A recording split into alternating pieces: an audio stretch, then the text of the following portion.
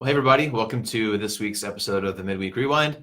I'm Matt, and as you've probably noticed, we are in Brent's office, but Brent is not here. Brent is at a Family Promise meeting today, so we are taking over his office again, and I'm excited to be joined by Keith Ayotte. Thank you. If you don't know Keith, many of you might recognize him. I know Keith, you're an usher, so I feel like I see you around a lot, but Keith is the chair of our building design team, who's heading up our proposed building project that you've probably heard about in the past few weeks. So last week we talked a little bit about the name change and some of the new day stuff we've been mentioning on Sunday mornings. And today we're specifically going to be focusing in on the building project, especially since we have the Q&A tonight. Yep. So Keith, why don't you just kind of introduce us, tell us a little bit about the team and how you got involved in this and kind of what you're up to with this project. Sure. I was actually asked, early July if I'd be willing to be on the committee, and then shortly thereafter if I'd be willing to chair the committee. My current job, I work at MKEC Engineering as a senior project engineer. I actually work for Greg Allison. I think that's probably how I got this. I know Greg really well, and he knows what I do. The committee is basically 10 people. It started with the facility management team, and then we've added some other people. So it's a team of 10, so it's a big team, kind of a wide range of people. And really the committee's goal is we're doing all this work so that we can present it to the leadership board and say, kind of, here are some options. Here's the things we can do. We'll definitely explain a lot of that process tonight. Some of my other background, I've been coming for about 12 years to this church. My wife, Tanya, has been actively involved. I've got a 8th grader, 6th grader, and 3rd grader. So right now we're in the kids wing. We're in the student center with our middle schoolers, and Tanya actually heads up the nursery classroom program. So we've been involved in the kids program for a long time. If I'm not ushering, I'm typically down at the kids wing, being the door greeter down there all the time frame. So I've kind of been able to see a lot of it. So I'm excited to be involved in this. That's awesome. We were just talking that you're kind of the perfect person to head this up, because obviously you have the engineering background, but you have kids in every area. Yeah. You've kind of seen some of the ways our church has grown and changed over the years. So I think you're a great person to lead this up. So, so a lot of this campaign is about kids, but maybe if they haven't been here on Sunday mornings or they haven't heard specifics about the building campaign, why don't you give us a quick overview? Why are we doing this building campaign, and what are some of the problems we're trying to solve? A big thing is it started off as really, and Brent's been talking about it a lot, really the church is trying to really focus on the kids and student ministries and just bringing in those families and that age people. And we've had a kid wings. It served us great for years. It used to be Little Lambs Nursery, but it was definitely built around, let's build this kids wing and let's build this Little Lambs where it fit. It didn't necessarily make the most sense. It's definitely old. It's definitely out of date. There's security issues. There's just a lot of things going on that it's really tough to piecemeal some of these fixes. So really the church is embarking on this now because the leadership board and the staff really feel now's the time to make this big step. We've been talking about it for years. I've heard about renovations to the kids wing for at least 4 or 5 years. So it's a problem that has been looked at for a long time. And I think it's finally come to the point where people are ready to say, we really need to take this big step. Yeah. And again, you were talking earlier that one of your goals as kind of the head of this is to set us up for long-term success. So we're not just, oh, we need this, let's place it here because we have some open grass. Here, we have this open room, let's place this there. But your goal is to be really strategic about how we go about this and meet a bunch of needs instead of just, like you said, piecemealing things together. Right. So one thing that definitely what we want to look at is it started off with that kids program, but then since it started and a lot of people saw it the first town hall meeting on the slides, there was 4 or 5 things that were listed. Hey, these are the key things that need to be looked at. But as it's progressed, the answer is, well, we need to look at everything. We need to look at church as a whole and everyone's needs. So it actually grew to, I'd say, well over 15 different areas and missions and ministries that we're looking at to make sure that we're not causing a problem, that whatever I do for this project is not causing a project 10 years from now when we decide that, hey, we now need to do this. This is the next expansion, but I can't because we didn't think about that 10 years ago when we first laid out this program. So one of the things we'll talk about tonight is not only will you see what the program is for this current building program, but we'll talk a little bit about what the whole master plan for this church could be for the foreseeable future and as we go forward. Yeah, that's great. And I forgot to mention at the top here, we'll be taking questions tonight at the town hall. But we will take your questions now also. So if you're watching live, feel free to type them in just on the video here, or you can also send us a message and we'll do our best to get those to you. We may not be able to answer all your questions today, but Keith will do his best if it's something that we can't talk about. So if you have questions, feel free to type them in, or quick plug, and we'll do this again, but come tonight at 7 for the kind of the full presentation. So Keith, one thing that we've talked about, I think Brent's mentioned it on Sunday mornings, is with kids, from the guest perspective especially, we hear that security and accessibility are kind of some of the terms that people mention as far as like problems. So again, can you briefly describe how we can solve those, security and accessibility? Sure. And one big thing on both of that is really those are just a couple of the problems. We really can on those because those are the ones we hear the most about. And really the goal is to basically really put the kids wing in a prominent place in our church. And that's more than just giving them good security. It's more than just giving them a visual location in the church. It's outwardly showing that they're important to us. You come in and you know we have a kids program. Really the big thing on security is ours, when we designed and that other wing was built, it was not designed for security. There are multiple points of entry. Cynthia has done a great job modifying how the traffic flows in, that we have controlled access. But even the way it's set up now, there are doors without locks that literally do not lock, that you have to have someone standing there. So even though we've really already increased the security, it definitely doesn't appear that way. Unless you see people standing there, you don't know why they're standing there. So a single point of entry is a big deal, that people know that there's no way people can sneak in a back door. There's no way that my child can escape and sneak outside without being known. And it just gives people that feeling of security as much as actual security. And one thing we've talked a lot about is I probably could make our current wing super secure. I could hide people in closets and personally know that there's no way my child is going to get out of that building without someone knowing and being there to take care of it. But if new families come in and they don't feel that security, the appearance of security really can be as important to families as the actual security. So we have to keep that in mind, and we've really kind of gone through with that mindset as well.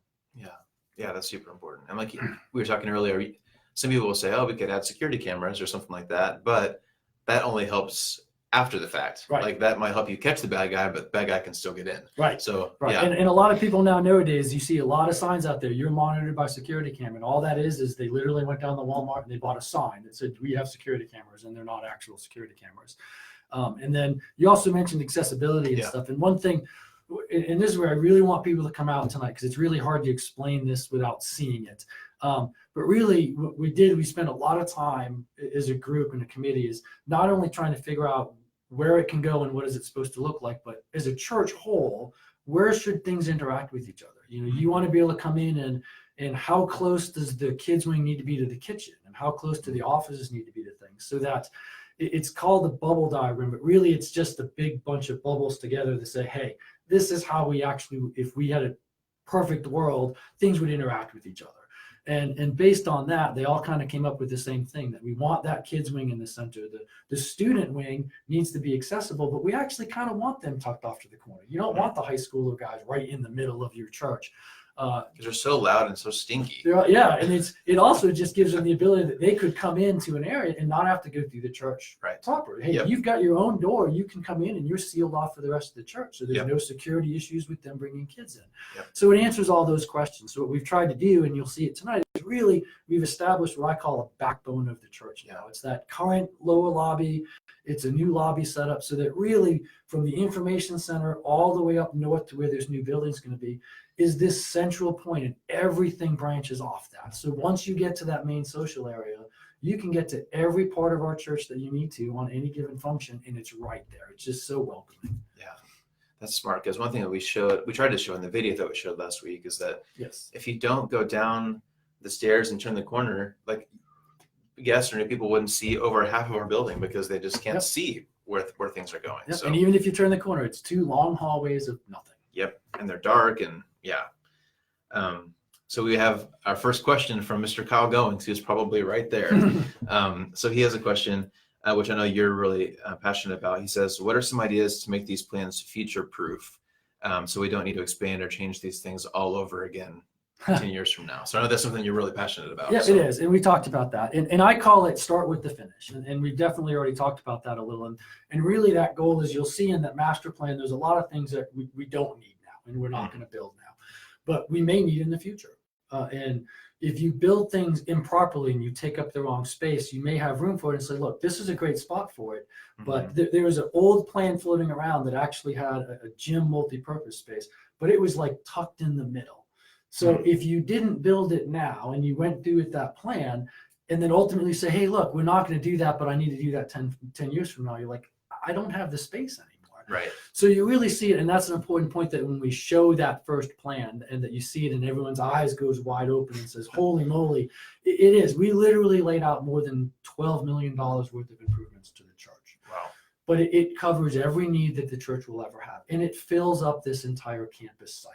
Okay. And it's kind of that master plan. And then we took that and we stepped back and say, look, what can we do now to meet the needs of the kids ministry, to meet the needs of the student ministry, to not forget about everyone else, the kitchen improvements and the classrooms and the offices, and lay that all out so we can say, what can I do now that meets those needs properly, but yet I can easily flow into this big master plan 5 years, 10 years, 20 years down the road. And I know I haven't messed up that plan. Yep. That is super important to know that I know that's probably one of your top priorities, is making sure that we set ourselves up well for the future. So. It really is. I've been involved in way too many projects where I've come in and I've always said, man, if only I would have done this the first time, if only they would have thought of that, I wouldn't have to be doing things either more expensive or just not really meeting the needs that you have to meet. Yeah. And just to be clear, so this campaign is going to be $6 or $7 million. So right now the plan is not 12 million. Just if anyone's watching and freaking out, that's not the plan. Nope. And we show right on the slide. You go from this is the master plan to what are we actually projecting now? And that's a big point, because it's meeting those needs, but we are not in any way, shape, or form coming forth with this master plan. Right. This actually talks about needs that we know we don't need, but we ask the staff very much plan for the future. We want to make sure that we're, as Kyle said, I use the word future-proof a lot because it's pretty typical in my industry, but it's making sure that I'm not causing someone else problems years from now. Yep, that's good. That's smart. I'm glad that's a priority to you. And our friend Kyle says, you're awesome and doing an amazing job. So way to go, Keith. It's hard to please Kyle sometimes. So bonus points. That's another thing that I know you are intentional about, is making sure that we're not, again, causing problems for our current ministries or our current rooms. And the building will adjust, or some changes will be necessary to some of our existing rooms and spaces. So you're going to just talk about that concern people might have? Absolutely. Because everyone sees this as a new building project where we're building this new building. That's what they've been hearing. And that's definitely a big part of it. But not only that, once we build new space, we're freeing up a lot of old space. Okay. So we can move things around. We want to do things, especially in that lobby cafe area. If anyone's been in our church when it is that really busy time frame, and I challenge people, and I'll challenge people to do it tonight, the corner of the library to the corner of the nursery is less than 20 feet wide. Wow. And basically hundreds of people are walking back and forth between those two things. And we want to make that a major traffic way. So we want to do some work there. So that means that nursery, that area where the kitchen is, that area where that current temporary classroom kind of is, we have a lot of ideas with that. We'll be changing other classroom spaces. So really what we're asking people to do is, I actually need help with this, because I know the kids ring really well. I know the students really well. I even know most of the Sunday school classes, but there are a lot of ministries and groups in this church that meet at times I don't know about, that maybe 5 or 6 people know about, but there's really no central location for that. Is I really need those people to come tonight and fill out a form or go online and let me know, hey, this is our group and we meet on this room on Tuesday nights. And I'm trying to deconflict all that. And what I'm actually doing is I have a map I've generated, and it's got every single room and it's got every purpose and when that room is used throughout the week. So for the kids wing, the classroom may say the 9:45 service is this, the 11 o'clock service is this, Wednesday night is this. And then I know when I'm doing the building program, I have to find homes for all of those places. And the bigger the ministry, it may take, us getting out there and meeting with you and say, hey, what do you need for space? What do you need for time? And it just might be as much as, hey, we need 5 chairs in a room, but I want to make sure that I know if I did something to the room you're meeting in today, that come future, you have a space that's similar to that space. So again, important that I need that information. So please just fill out the form. We'll talk about it as well when we close out. Forms are important. I get a lot of conversations. I try to remember it. I'm getting more gray, which means I don't remember as much as I used to. So again, filling out forms, going on that website and getting me that information and running really helps me to make sure that I can wrap that all up in one big package. And about the forms, so we have actual paper forms that we're going to have at the meeting tonight. And I think we'll have them again at the other town hall, and we'll probably be around the lobby in the coming week. So there's a paper form. Or there's also the one that's online that we've mentioned before, firsttomechurch.org/new day. When we're done here, I'll put it in the comments, a link, so you can go there if you need to. So either one, we're keeping track of both of those. So if you have questions or specific things that you want to make sure we're addressing, like he said, we are all ears. We definitely want to make sure we address your concerns and hear from you. So please make sure that you do that. So you've been working on this for months. It's been a long process. The date that's kind of circled on the calendar is November 24th. That's when we're going to vote yes or no on this. So do you want to walk us through from today forward, what are the other steps, dates? When is this thing actually going to happen? Sure. And again, come tonight. I actually have a slide that kind of lays out the next steps. So really the big push is to the 24th. There was a lot of talk. We had the first town hall meeting, and I think when we had that meeting, it was really just to let people know that we're really starting this program now. The committee had just been formed. I went to that town hall meeting, and I think it was 2 days after I was volunteered to lead the committee. And then we had our committee shortly after that. So really the phases is it's kind of like a funnel. I do want to talk about that a little bit. So we're kind of, if you picture that funnel, we're in the top of the funnel right now. It's just huge. There's all this information. And the whole goal of the program is to kind of filter that down to what we actually need. Yep. And the next big goal in that funnel is really letting the leadership board know, look, we've looked at it. We've had the town hall meeting. People have given us their input. We've gone through all of that. And then we work with the architect, and then the next big thing will be getting with the leadership board, and basically early November, we'll present the leadership board with, this is kind of what we think we can do. Okay. It's mainly big spaces. We're not really getting into the details of exactly what the kids wing will look like, just that the kids wing will be this big and it's going to be located in this area.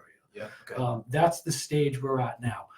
Following that, we will have one more town hall meeting on, I think it's the 17th or 19th. It's one of those days. Two, yeah. It's really close to the vote, because really that will be the chance for us to show you this is what we've decided. This is really what we think we can do. Again, we're not looking at wall colors and countertop. We're looking, the student building will be 14,000 square feet will be the kids wing. And that's going to go here. And we're going to impact this and do some renovation here. So what areas we're actually going to be doing and voting on. And then on the 24th, you're voting basically to say, yes, we understand the budget. We understand it's not going to be more than that. We see the big picture that we're heading in. And at that point in time, we would start detailed design. I mean, we'll start kind of going in and getting it flushed out. Most of the drawings you'll see tonight, and even on the next town hall meeting, they're architectural renderings. They're hand drawn. We don't want to spend, anything more than we need to, because it's a work in progress. We want the church community to be involved in this design process. And then I think they're going to start looking. You're already talking about the campaign. Yeah. It officially kind of starts at the first of the year, but we're really on track that if this vote goes through, we really want to try to see if we can get groundbreaking within 2020. I mean, this is not we want to do a building program. Let's do it. We'll get this done in the next couple of years. Yeah. We want to start this next year. We want to break ground and be into this building as soon as we can. That's awesome. Cool. And I know one thing we've already mentioned this, but you've been in the kids ministry. You're volunteering. Your wife oversees the nursery. You've been in it for a while. So we've kind of hit this already a little bit, but you mentioned that being there, you've kind of seen how our kids ministry has kind of changed and the numbers have kind of dwindled a little bit. So do you want to just, if someone's a little bit on the fence, like, do we really need to be doing this? What are some of the things you're seeing that make you feel like this is something really important worth doing? I mean, I think one of the big things is a lot of people see my face and they recognize me from Usher. So I usher, basically one out of every 4 weeks of the month. Okay. And then what I do on the times I'm not down there is I'm basically the door greeter at the kids wing for the 11 o'clock hour, because I like to be down there. I just like some presence down there. Sure. And my wife and I have talked, as we've seen that the classes are not only smaller, we've watched our kids from basically when we came to the church, we had 1 2-year-old child. So, 2 of our kids were born as members of this church. So they really have been through the nursery all the way through up, and we're about to enter the senior high next year. Lord help me when I have a high schooler, but we're about to enter that program. So we've really got to see that. And to us, some of the shocking things we've seen is we see a lot of the families, we look, and especially Tanya, it's always funny to know that she knows every kid's name because she's been Yeah. with them from the nursery. She knows the classes and we know the age groups. It's just been very striking sometimes to see that. We look at our kids now and we look at who, is in the program with them and we're like, man, what happened to so-and-so and so-and-so? Yeah. And we just go through this list of names. We're like, there's so many people that we remember when our kids were in the nursery that we don't see anymore in the student ministry. Mm-hmm. Some we know have moved away, some we know have gone to different states, but some we just don't know anymore. Yeah. It just seems like some people have left and gone elsewhere. And it's just, we need that vibrance back. I mean, it was so much fun to see our kids with all these friends. And then it's tough sometimes to say, I wonder where those guys went. Yeah. Yeah. It's important. Yeah. And Brent's talked a lot about the importance of reaching young adults and young families, but you're saying that you, in a way, sort of saw this coming because you saw the numbers dwindling in kids. And of course, that's where if kids are coming, the families probably aren't coming. Right. So if we're going to reach that next generation, this is going to be an important part. The families bring the kids. Yep, that's right. And again, we also want to be clear that, kids and students is kind of the centerpiece, but there's a lot about adult classroom space. And I know the kitchen is a big thing. Is there anything other than kids and students you want to let us know what's going on? I mean, really the big impacts that we're looking at is and I say this kind of to use the word because we talk security, we talk all these things.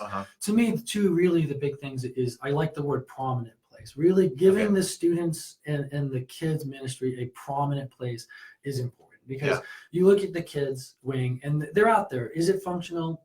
Yes. Mm-hmm. Does it have a prominent place in our church? I don't feel it does. Yeah. And I've seen already remarkable changes just in the past couple of years as that outside of the building, we've shown and made those ministries more prominent. Mm-hmm. And this just, is just the next step. Yeah. And then as the video showed for the student ministry, I mean, sometimes you think if you're a high school student, how would you feel if your church basically said, you're so important to us that we're going to give you a space 1 day out of the week. Yeah. And then make sure you get it all torn down before you leave. Right. So making sure that they understand that, look, you need a dedicated space. They need a space that's theirs. And when you look at our current facility, that's a big challenge. They just don't have a space to physically go. Mm-hmm. So we just need to build that space. And then that starts the domino effect. Right. So once you do that, I have spaces to open up. Our offices. I couldn't believe it when I first had my meeting with Pastor John in his meeting about this, and his air conditioner came on and I ducked because it was just so loud. Yeah. That there are things that we need to address. Now that's a maintenance issue, but just the overall layout. Now's a great time to do that because I can shift. I'm freeing up some space. So I kind of tell people it was basically a puzzle, and it first looked like a puzzle, and all the pieces were white. Yeah. And then as we've gone through this, we've been able to figure out how some things fit together and how I can shift functions over. And it's starting to come together really nicely. I really do think so. Yeah, good. And we mentioned on Sunday too that adult classroom space is really an issue. Like if someone wants to have it, like we wanted to add a Sunday school class, we really don't have anywhere to put them. So I know that that's another important part of this too, is making sure absolutely next generation, but also for those young adults that are hopefully going to be coming, we have classes and programs for them as well. Yep. And that's definitely a trickier one. And I'll tell you right now, where we're currently at, that's one of the bigger challenges to be able to squeeze in there. But one thing we also focus on is those shared spaces where for things like that on Sunday, you know, we may be building out a portion of the students center, but they may have their breakout rooms, but they don't use them on Sunday. Okay. So that's that cost effectiveness. I don't want to build, and I've told my committee this, and I'll tell people this tonight. Honestly, as someone who's trying to walk through this, the biggest thing that scares me on this program is empty space. Okay. The last thing I want to do is build a program that we haven't thought through, that this is great, but I haven't seen anyone in that classroom in the past 4 months. Yeah. Yeah. Why did I do that? So we're very in tune to that making sure that's whole part of that assigning room spaces so that I do have room to grow, and that flexibility is key to allow me that. You don't see it used for adult Sunday school, but it is getting used by this ministry for a while. Yeah. And then if we do grow, I can start making those things. So that is a big challenge. Yeah. That's good though. I'm glad you're thinking through that. So we've mentioned this a few times already, but I know that tonight, so you've got actual drawings we're going to show people, and you're going to print them out and have big things you can kind of look closely. So why don't you, anything else we haven't talked about tonight that you want to mention? So. The big thing for the agenda tonight is really I want to walk everyone through the design process. There's been a lot. I know it's there's a lot of questions and we have not brought forth a lot of information yet. And it's mainly because there's not much to there. There's been a lot of information. We've been doing a lot of stuff, but without being really have a chance to sit there, show it to you and explain what we've been thinking about. I just didn't want to get stuff out there that was going to confuse people. But tonight is going to be the fire hose. We're going to open it up. We're going to get everything out there. So we'll start off by walking through the design process. By look, this is where it started. This was the big dream. This is how we started collecting detailed information, and we started looking at the plan of where things could fit, and then actually show you the drawings. This is that big master plan that's, kind of solves all our needs, but we know we can't do now. And then what can we do now to meet as many needs as we can, the most cost-effective way as we can. And like I said, it will be hard to see on the screen. We'll actually have tables printed out with the maps printed out. So after the formal question and answer session, where in the big group, you can ask me whatever question you want. When we just dismiss from that, we'll have at least 2 tables with all the drawings. It's 2 main concepts. They'll be laid out for you. You can go up and we'll have building committee team members there to answer your questions and say, look, I can actually see this now. I can see where this goes and how this flows. And then again, forms to fill out. If you're there, questions are great in public. I have no problem with them, but you'll hear me say a lot, that's great. Can you please write that down and submit that so I can have that, because I may be getting a lot. You may be talking to a building committee member. I just want to make sure that we have this all consolidated. Your input's important, and that is the best way I can make sure that your input is heard and looked at, is if you fill out that form, we can put that in a binder and we can go through that and make sure we cover it. So a lot of information. I'll stay as late as people have questions. Be careful what you be careful what you put out there. It's on the internet now. But another kind of tricky part of this is that it comes down to this yes or no vote. So we're doing as much prep work as we can, but also we want to be careful about, it's still a vote. So we're not going to do anything until you say yes or no. So that's kind of the tricky balance, is you're doing a ton of work, but it really comes down to whether people say yes or no. It is. This is all prep work, and we're not leading. And that's why you'll see a lot of things that aren't they're not CAD drawings yet. We haven't made any sort of presumption that we're going to be designing this, but it's finding that line of getting as much information to you as possible so that you are 100% comfortable with the direction that we're heading. And really on the 24th, that's what you'll know. You'll see a building in enough layout that you know the direction we're going.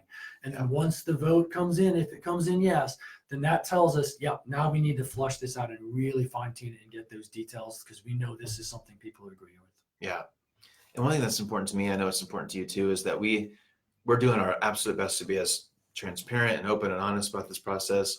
We truly value your feedback and your questions. We don't have this secret thing that we're trying to push down. And we're doing things like this live on Facebook because we want to hear from you. We're having these town hall meetings. So I hope that comes across, that it's not a stamp that we just are trying to talk you into this. It's something that we truly want your input. Brent has mentioned several times, it's not too late for us to change the drawings that have been done so far. So I highly encourage you, if you can make it tonight or to the one that's in a couple of weeks, whenever, November 17, whenever it is, we absolutely would love to hear from you. I know Keith is sincere when he says that we're really anxious to hear your feedback. So and this first one definitely is important, because that gives us the time. We're definitely at a time frame where we're heading down a path. Now is the time you want to adjust that ship.